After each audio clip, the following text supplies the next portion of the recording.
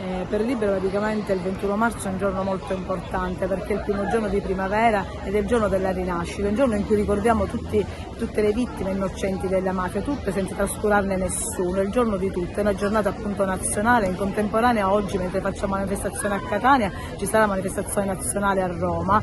Per noi è un momento molto importante perché Libera ha come scelta proprio quella di stare vicino ai familiari delle vittime di mafia, di supportarle nel loro cammino, di supportarle anche nel cambiamento, no? Nella trasformare il dolore in impegno. Infatti oggi fra noi ci sono anche dei familiari di vittime di mafia che marceranno con noi, che leggeranno i nomi di tutti praticamente i caduti per causa della mafia. Per Libera questa è una cosa importantissima e fra l'altro oggi è una giornata in cui il motto nazionale è Roma libera, perché appunto è un grido al risveglio di Roma in particolare, perché la manifestazione nazionale sarà a Roma, ma di tutte le città d'Italia. Un risveglio perché praticamente la mafia esiste, ci sono ancora le mafie un po' nascoste e quasi gli atteggiamenti mafiosi sono quasi accettati, no? Per cui appunto dobbiamo svegliarci e dobbiamo appunto combattere tutti insieme per superare appunto questa difficoltà.